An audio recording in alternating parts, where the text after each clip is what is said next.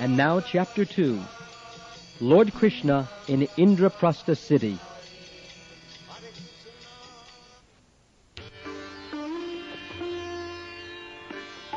In the presence of the great sage Narad and all the other associates of Lord Krishna, Uddhava considered the situation and then spoke as follows. My dear Lord, first of all, let me say that the great sage Narad Muni has requested you to go to Hastinapur to satisfy King Yudhishthir, your cousin, who is making arrangements to perform the great sacrifice known as Rajasuya. I think, therefore, that your lordship should immediately go there to help the king in this great adventure. However, although to accept the invitation offered by the sage Narad as primary is quite appropriate, at the same time, my lord, it is your duty to give protection to the surrendered souls. Both purposes can be served if we understand the whole situation. Unless we are victorious over all the kings, no one can perform this Rajasuya sacrifice. In other words, it is to be understood that King Yudhishthir cannot perform this great sacrifice without gaining victory over the belligerent King Jarasandha. The Rajasuya sacrifice can be performed only by one who has gained victory over all directions. Therefore, to execute both purposes, we first have to kill Jarasandha. I think that if we can somehow or other gain victory over Jarasandha, all our purposes will automatically be served. The imprisoned kings will be released, and with great pleasure we shall enjoy the spread of your transcendental fame for having saved the innocent kings whom Jarasandha has imprisoned.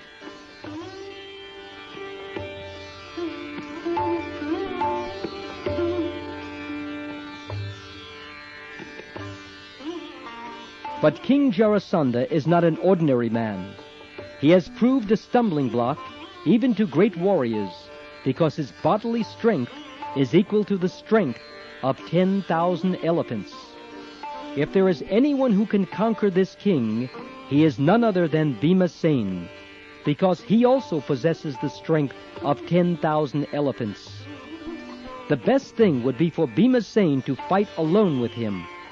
Then there would be no unnecessary killing of many soldiers. In fact, Jarasandha will be very difficult to conquer when he stands with his Akshohini, or large divisions of soldiers. We may therefore adopt a policy more favorable to the situation.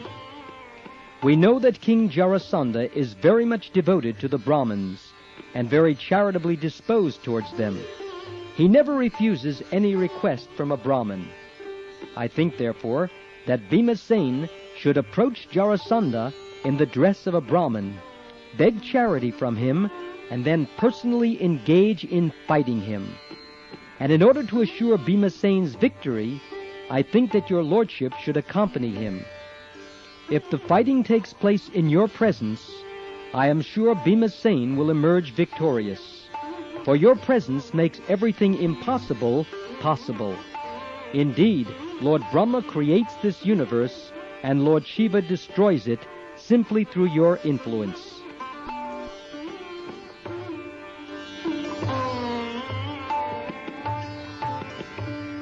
Actually, you create and destroy the entire cosmic manifestation. Lord Brahma and Lord Shiva are only the superficially visible causes. Creation and destruction are actually performed by the invisible time factor, which is your impersonal representation. Everything is under the control of this time factor. If your invisible time factor can perform such wonderful acts through Lord Brahma and Lord Shiva, will not your personal presence help Bhimasen conquer Jarasandha? My dear Lord, when Jarasandha is killed, the queens of all the imprisoned kings will be so joyful at their husbands being released by your mercy that they will all sing your glories, as pleased as the gopis were when relieved from the hands of Shankasura. All the great sages, the king of the elephants, Gajendra, the goddess of fortune, Sita, and even your father and mother were all delivered by your causeless mercy. We also have been thus delivered, and we always sing the transcendental glories of your activities.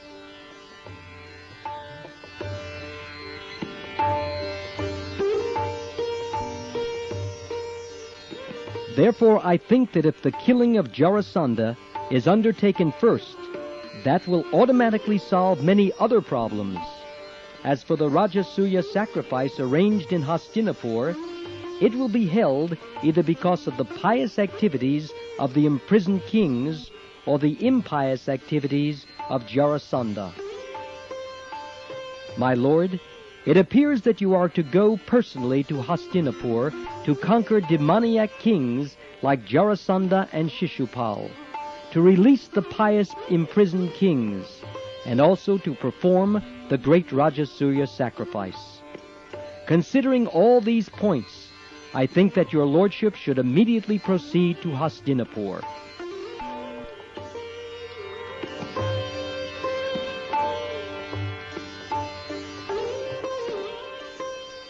This advice of Uddhava's was appreciated by all who were present in the assembly. Everyone considered that Lord Krishna's going to Hastinapur would be beneficial from all points of view. The great sage Narad, the elderly personalities of the Yadu dynasty, and the Supreme Personality of Godhead, Krishna himself, all supported the statement of Uddhava. Lord Krishna then took permission from his father, Vasudeva, and grandfather, Ugrasen, and he immediately ordered his servants, Daruk and Jaitra, to arrange for travel to Hastinapur. When everything was prepared, Lord Krishna especially bid farewell to Lord Balaram and the king of the Yadus, Ugrasen, and after dispatching his queens along with their children and sending their necessary luggage ahead, he mounted his chariot, which bore the flag marked with the symbol of Garuda.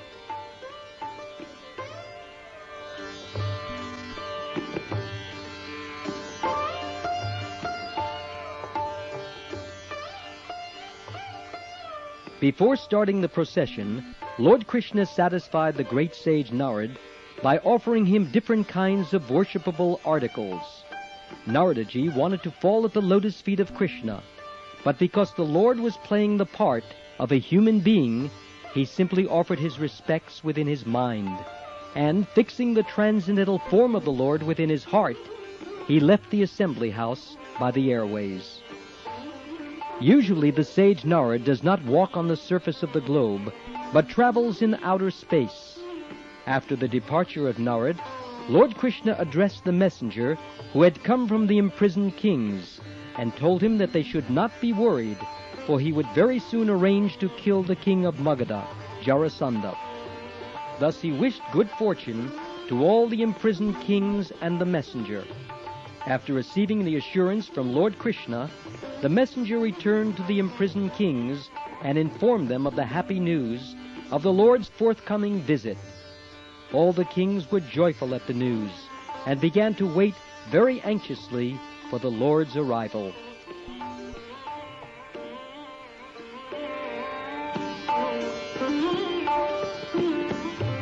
The chariot of Lord Krishna began to proceed, accompanied by many other chariots, along with elephants, cavalry, infantry, and similar royal paraphernalia. Bugles, drums, trumpets, conch shells, horns, and coronets all produced a loud, auspicious sound, which vibrated in all directions. The 16,000 queens, headed by the goddess of fortune, Rukmini Devi, the ideal wife of Lord Krishna, and accompanied by their respective sons, all followed behind Lord Krishna. They were dressed in costly garments, decorated with ornaments, and their bodies were smeared with sandalwood pulp and garlanded with fragrant flowers. Riding on palanquins nicely decorated with silks, flags, and golden lace, they followed their exalted husband, Lord Krishna. The infantry soldiers carried shields, swords and lances in their hands, and acted as royal bodyguards to the queens. In the rear of the procession were the wives and children of all other followers, and there were many society girls also following. Many beasts of burden, like bulls, buffalo, mules, and asses, carried the camps, bedding, and carpets, and the women who followed were seated in separate palanquins on the backs of camels. This panoramic procession was accompanied by the shouts of the people, and was full with the display of different-colored flags, umbrellas, and whisks, and different varieties of weapons, dress, ornaments, helmets, and armaments. Shining in the sunlight, the procession appeared just like an ocean, with high waves and sharks.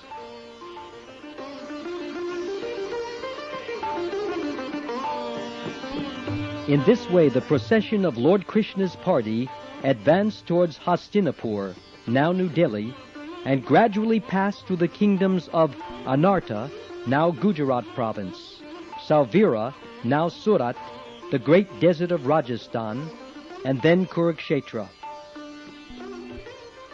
Between those kingdoms were many mountains, rivers, towns, villages, pasturing grounds, and mining fields.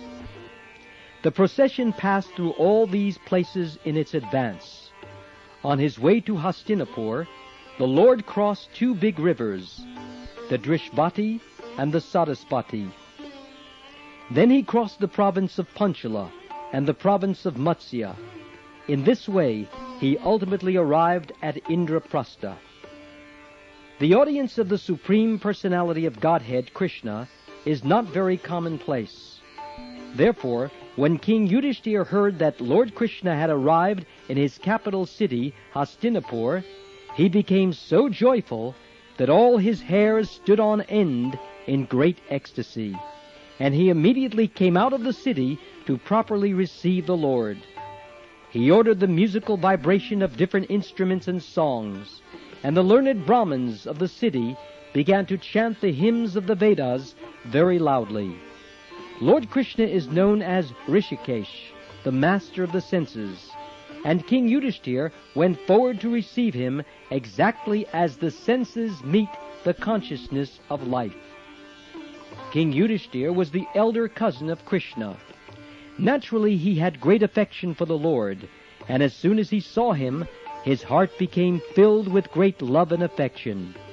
He had not seen the Lord for many days, and therefore he thought himself most fortunate to see the Lord present before him. The king therefore began to embrace Lord Krishna again and again in great affection.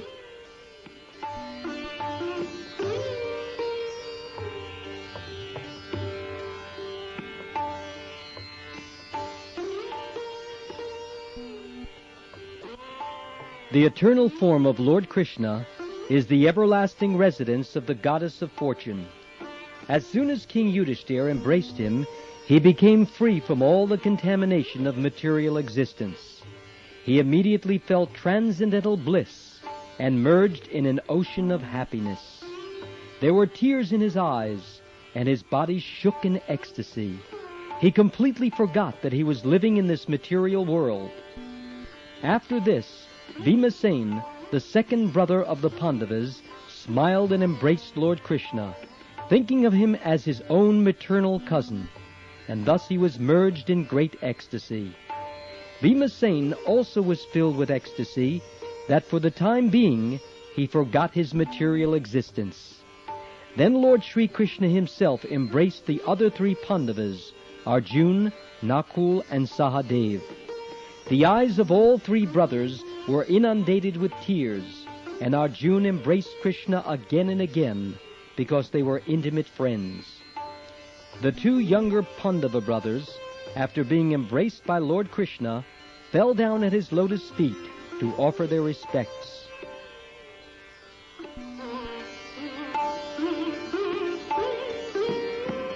Lord Krishna thereafter offered his obeisances to the Brahmins present, as well as to the elderly members of the Kuru dynasty, like Bhishma, Drona, and Dhritarashtra.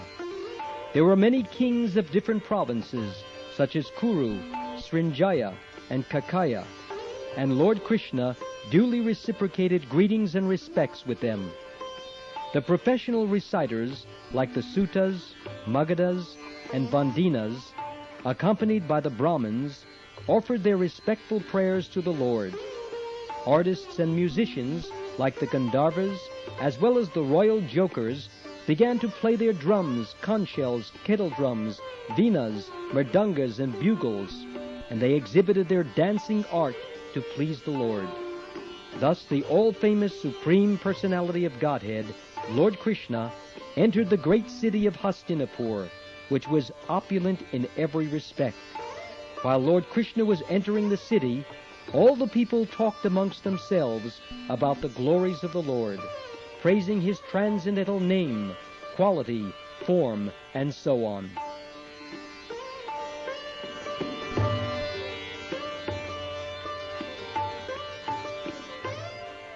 The roads, streets, and lanes of Hastinapur were all sprinkled with fragrant water through the trunks of intoxicated elephants. In different places of the city, there were colorful festoons and flags decorating the houses and streets. At important road crossings, there were gates with golden decorations, and at the two sides of the gates, there were golden water jugs. These beautiful decorations glorify the opulence of the city. Participating in this great ceremony, all the citizens gathered here and there, dressed in colorful new clothing and decorated with ornaments, flower garlands, and fragrant scents. The houses were all illuminated by hundreds and thousands of lamps placed in different corners of the cornices, walls, columns, bases, and architraves. And from far away, the rays of the lamps appeared to be celebrating the festival of Dīpavali, a particular festival observed on the New Year's Day of the Hindu calendar.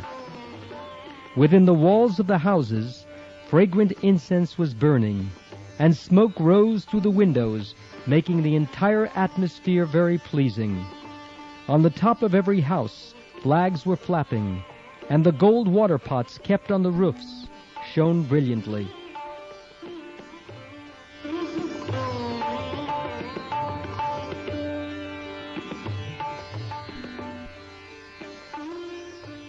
Lord Krishna thus entered the city of the Pandavas, enjoyed the beautiful atmosphere, and slowly proceeded ahead.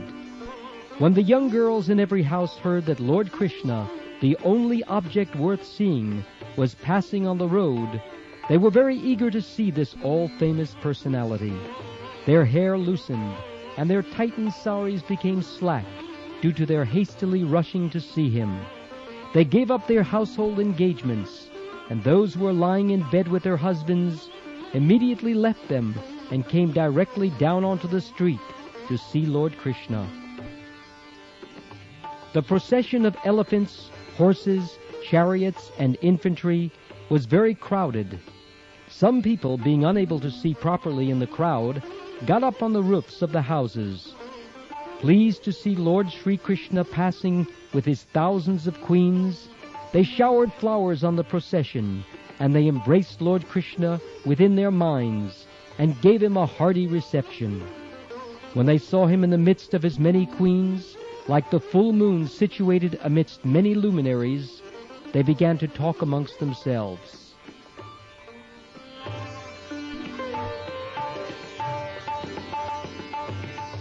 One girl said to another, "My dear friend, it is very difficult to guess what kind of pious activities these queens have performed, for they are always enjoying the smiling face and loving glances of Krishna." While Lord Krishna was thus passing on the road, at intervals, some of the opulent citizens, who were all rich, respectable, and freed from sinful activities, presented auspicious articles to the Lord just to offer him a reception to the city. Thus they worshipped him as humble servitors. When Lord Krishna entered the palace, all the ladies there were overwhelmed with affection just upon seeing him. They immediately received Lord Krishna with glittering eyes, expressing their love and affection for him, and Lord Krishna smiled and accepted their feelings and gestures of reception. When Kunti, the mother of the Pandavas, saw her nephew Lord Krishna, the Supreme Personality of Godhead, she was overpowered by love and affection. She at once got up from her bedstead and appeared before him with her daughter-in-law Draupadi, and in maternal love and affection she embraced him. As he brought Krishna within the palace, King Yudhishthira became so confused in his jubilation that he practically forgot what he was to do at that time to receive Krishna and worship him properly.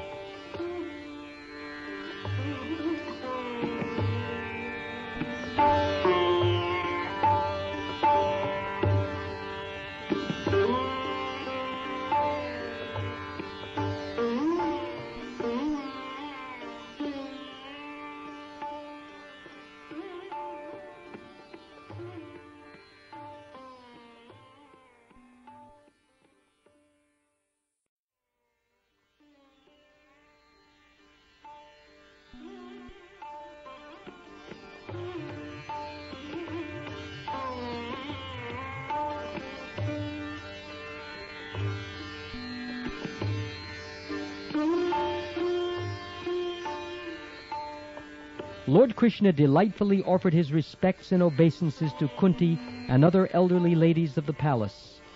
His younger sister, Subhadra, was also standing there with Draupadi, and both offered their respectful obeisances unto the lotus feet of the Lord. At the indication of her mother-in-law, Draupadi brought clothing, ornaments, and garlands, and with this paraphernalia they received the queens Rukmini, Satyabhama, Bhadra, Jambavati, Kalindi, Mitravinda, Lakshmana, and the devoted Satya. These principal queens of Lord Krishna were first received, and then the other queens were also offered a proper reception. King Yudhishthira arranged for Krishna's rest, and saw that all who came along with him, namely his queens, his soldiers, his ministers, and his secretaries, were comfortably situated. He had arranged that they would experience a new feature of reception every day while staying as guests of the Pandavas.